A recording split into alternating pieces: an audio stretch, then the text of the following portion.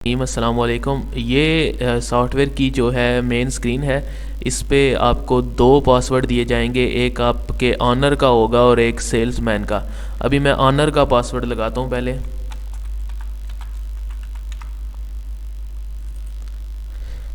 ये मेरे सामने मेन डैशबोर्ड आ गया।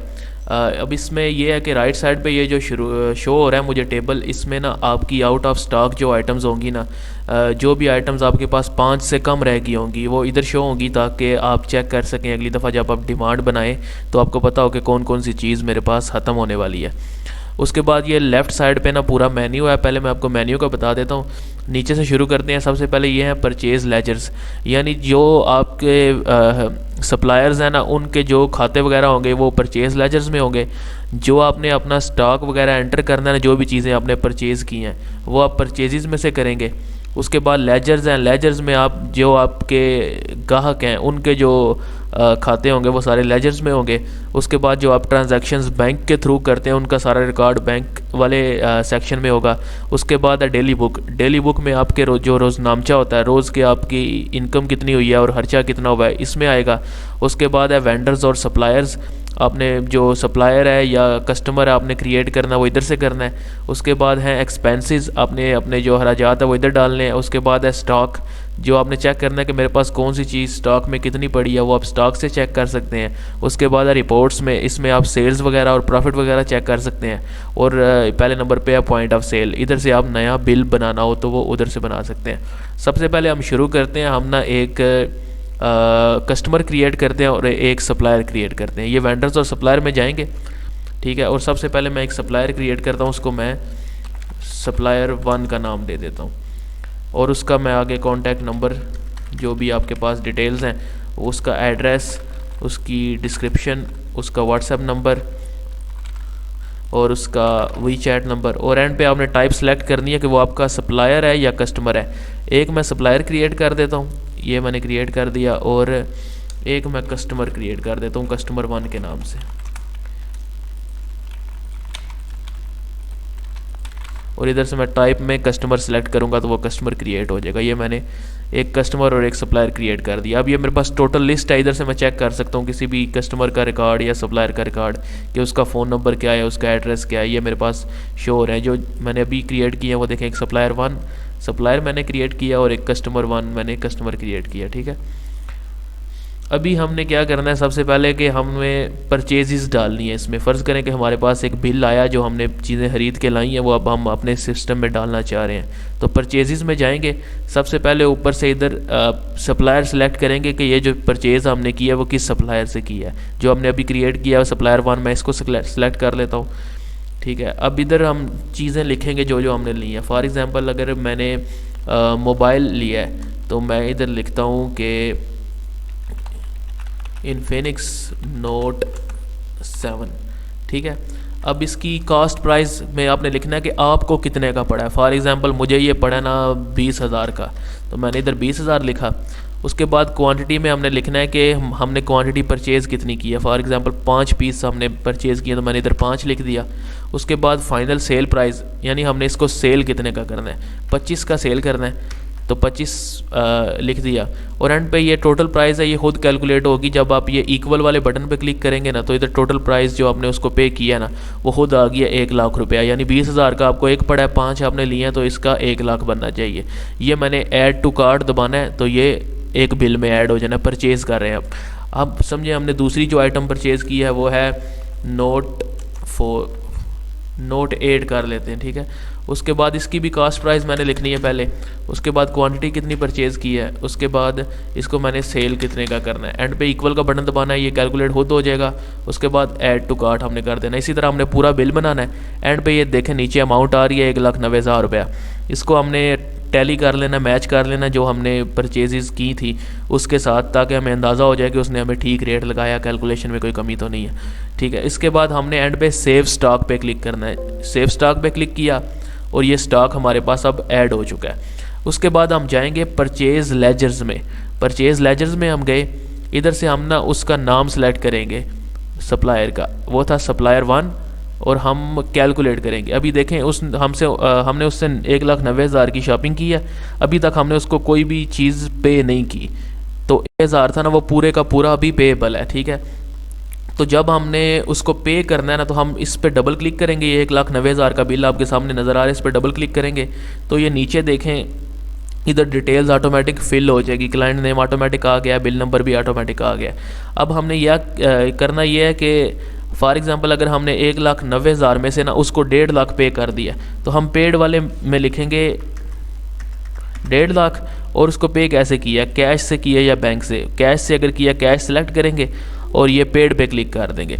अब हम जब दोबारा सप्लायर 1 का सर्च करेंगे ना, तो हमें बता रहा है कि टोटल 1,90,000 था, 1,50 हम पे कर चुके हैं और 40 अभी भी हमने उसका देना है। जैसे भी जब भी हम 40 देंगे उसका, तो हम इसी तरह डबल क्लिक करके इधर से 40 ऐड करके उसको पे कर देंगे, ठीक है। उसके बाद ये परचेजेज होगी। अब हम ये देखें, स्टॉक मैनेजमेंट है जो हमारा। अब ये स्टॉक में हमें शो हो रहा है कि हमारे पास कौन सी चीज़ कितनी पड़ी है। ये देखें, जो मैंने अभी फ़ोन्स लिए थे इन्फिनिक्स नोट 7, वो 20,000 इधर शो हो रहा है। नोट 8 45,000 का 5 पीस पड़े हैं, इसके 2 पीस पड़े हैं, ये क्वांटिटी में मेरे पास इधर शो हो रहे हैं, ठीक है।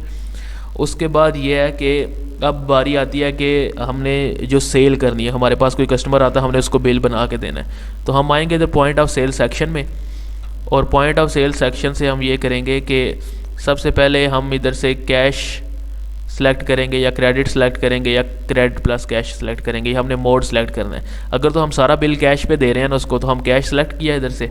उसके बाद क्लाइंट नेम में से भी हम कैश सेल सेलेक्ट करेंगे, दोनों जगह कैश सेल हो गया। उसके बाद अब अगर तो आप बारकोड यूज़ कर रहे हैं ना, तो इधर आप बारकोड जो उधर परचेजेस में आपने डाला था वो स्कैन करेंगे। अगर आप बारकोड के बगैर यूज़ कर रहे हैं तो आप इधर से सिर्फ टाइप करेंगे। फॉर एग्जांपल मैं नोट 7 सेल करना चाह रहा हूँ ना इन्फिनिक्स का, तो मैंने ये लिखा, नीचे मेरे पास शो हो रहा है। अब मैंने इसको सिलेक्ट किया, अभी वो मुझे बता रहा है कि इसकी 5 मेरे पास स्टॉक पड़ा है, ये इसकी प्राइस है, सेल प्राइस। अब कितनी क्वांटिटी मैं सेल कर रहा हूँ, फ़र्ज़ करें मैं 2 सेल कर रहा हूँ, मैं इधर क्वांटिटी में 2 लिखूँगा और ये प्लस पे क्लिक करूँगा तो ये बिल में ऐड हो जाएगा, ठीक है। इसी तरह जितनी भी चीज़ें हैं मैं सारी बिल में ऐड करूँगा। और ये ऊपर राइट कॉर्नर में मेरे पास बिल बन रहा है 50,000 रुपये। ये मैं करके उसके बाद मैं सेव एंड प्रिंट कर दूँगा, तो वो सेव भी हो जाएगा सेल में, और ये ऐसे जगह ये हाली भी हो जाएगी और प्रिंट भी आपके पास बाहर आ जाएगा। अब फ़र्ज़ करें मैं एक बिल बना रहा हूँ क्रेडिट पे, तो उसमें ये होगा कि मैं क्रेडिट सेलेक्ट करूँगा ऊपर से, और जिस कस्टमर को मैं क्रेडिट दे रहा हूँ ना, कस्टमर 1, उसको मैं इधर से सिलेक्ट करूँगा कि किसको दे रहा हूँ। उसके बाद उसी तरह मैं इधर से बिल की आइटम सेलेक्ट करूँगा कि कौन सी मैं सेल करना चाह रहा हूँ। अभी फॉर एग्जांपल मैं नोट 8 सेल करता हूँ, ठीक है। एक क्वांटिटी है उसकी मैंने ऐड की, 50,000 रुपये का ये क्रेडिट है, और मैं इसको एंड पे सेव एंड प्रिंट कर रहा हूँ, ठीक है। तो ये मेरे पास सेव हो गया। अब मैं आपको दिखाता हूँ जो मैंने कैश पे सेल की थी ना, ये रिपोर्ट्स में चलते हैं, ठीक है। और आज की डेट इधर से ना सर्च बाय डेट से मैं आज की डेट सेलेक्ट करता हूँ, ठीक है, और मैं कैलकुलेट प्रेस करता हूँ। अब ये देखें, मेरी जो आज की टोटल सेल है ना वो है 1 लाख रुपया, ठीक है। 50,000 उसमें से मेरी कैश सेल है और 50,000 मेरी क्रेडिट सेल है। कैश सेल कौन सी थी, जो मैंने पहले, ये मेरे पास इधर शो हो रही है, मैंने डबल क्लिक किया ना इस पर, ये देखें इन्फिनिक्स के 2 फ़ोन 25-25 हज़ार वाले इधर मुझे शो हो रहे हैं कि ये कैश सेल थी, और क्रेडिट सेल्स वाली जगह पे ये मेरे पास शो हो रहा है। इस पर मैं डबल क्लिक करूँगा तो इधर मुझे आइटम्स में शो हो जाएगा कि नोट 8 हमने सेल किया 50,000 में। अब जिसको हमने क्रेडिट पे शो किया है, सेल किया ना, उसके लेजर्स में आएंगे ना, तो लेजर्स में देखें कस्टमर 1 हम सेलेक्ट करेंगे, कैलकुलेट करेंगे, तो मुझे शो हो रहा है कि 50,000 रुपया कस्टमर 1 का पेंडिंग है। उसने क्या लिया था, जो नोट 8 लिया था। इस पर मैं राइट क्लिक करूँगा बिल पे, तो वो मुझे उसकी डिटेल भी शो हो जाएंगी इधर के उसने नोट 8 लिया था 1, ठीक है। अब फ़र्ज़ करें वो बंदा मेरे पास आ रहा है, कहता है यार मैं 50,000 ना पे करना चाह रहा हूँ, तो क्या करेंगे, 50,000 पे डबल क्लिक करेंगे, ठीक है। और ये नीचे डिटेल ऑटोमेटिक आ जाएंगी, और रिसीव्ड वाली जगह पे ना मैं लिख लूँगा कि 50,000 मैंने उससे रिसीव कर लिया और पेमेंट उसने बाय कैश की है, ठीक है। तो ये मैं पेड कर दूँगा। अब जब दोबारा से उसका हम सेलेक्ट करके उसको कैलकुलेट करेंगे तो वो 50 पेंडिंग था, 50 ही उसने रिसीव हमने कर लिया, और बैलेंस अब उसका 0 है। इसी तरह ये डेली बुक है। डेली बुक में मैंने आपको बताया था कि रोज़ाना के जो इनकम और आउट गोइंग है ना वो शो होती है। अब इधर हमें देखें शो हो रहा है कि 1 लाख रुपया तकरीबन हमारी इनकम है और 1.5 लाख रुपया हमारा एक्सपेंस है। अब ये किस तरह से है, 1 लाख तो वो है जो हमने 50,000 इसमें वो है जो हमने कैश सेल की, और 50,000 वो है जो हमने क्रेडिट सेल की और बाद में उसने पे कर दिया हमें ये हो गया 1 लाख, और आउट गोइंग है 1.5 लाख। वो किस तरह से है 1.5 लाख कि हमने जो आज परचेजेस की थी, जो सप्लायर को हमने 1.5 लाख रुपए की परचेज, सप्लायर का जो बिल बना था वो बना था 1,90,000 रुपये, हमने उसको 1.5 लाख पे किया था, तो वो 1.5 लाख आज शॉप से गया है, तो वो 1.5 लाख आउट गोइंग में शो हो रहा है, 1 लाख इनकम में शो हो रहा है। यानी आज हमारा तकरीबन 50,000 रुपये का कैश का जो है वो नुकसान हुआ है, क्योंकि हमने कमाया, दिया आज 1.5 लाख है और कमाया 1 लाख है। इसी तरह रोज़ाना की जो रिपोर्ट्स हैं वो उधर डेली बुक में आ जाएंगी, और जो ट्रांजैक्शंस हम बैंक से करेंगे ना वो इस बैंक वाले सेक्शन में इधर आएंगी। ठीक है। उसके बाद एक्सपेंसेस हैं। एक्सपेंसेस में ये है कि आपने फॉर एग्जांपल खाना खाया है, तो आप इधर आइटम नेम में लिखेंगे खाना, उसके बाद कितने का खाया है, फॉर एग्जांपल 500 का खाया है, और उसकी पेमेंट कैसे की है, कैश से की है या बैंक से। मैं इसको बैंक से कर देता हूँ, ये मैंने ऐड कर दिया, तो ये मेरे पास एक्सपेंसेस में ऐड हो गया। आज के एक्सपेंसेस हैं जो वो 500 हैं। अब ये देखिए आप, बैंक में मैं आया हूँ तो बैंक से मुझे शो हो रहा है कि डेबिट आज, यानी 500 हमारा बैंक से गया है, आया 0 है, 500 बैंक से गया है खाने की सूरत में। उसके बाद हमारी जो रिपोर्ट्स हैं, रिपोर्ट्स में फिर आज की अगर रिपोर्ट चेक करूं तो मैं कैलकुलेट प्रेस करूं तो ये देखें 500 मुझे, अब ये इधर देखें cash cell 50,000, credit sale 50,000, total sale 1 lakh रुपया। प्रॉफिट जो हुआ है कैश सेल पे वो है 10,000 रुपया, जो क्रेडिट सेल पे प्रॉफिट हुआ है मुझे वो हुआ है 5,000 रुपया, टोटल प्रॉफिट जो हुआ आज वो 15,000 रुपया। एक्सपेंस जो आज का टोटल हुआ है वो है 500 रुपया, और जो कैश मेरे पास आज होनी चाहिए वो है 49,500, और प्रॉफिट जो टोटल हुआ है ना एक्सपेंस निकाल के वो है 14,500। ये सारी इसकी तरतीब है। बाकी जो चीज़ समझ ना लगे तो डिस्क्रिप्शन में मैंने अपना व्हाट्सएप नंबर दिया है, इस सॉफ्टवेयर को परचेज़ करना हो या इसके बारे में कोई डिटेल चाहिए हो तो आप उस पर कॉन्टैक्ट कर सकते हैं।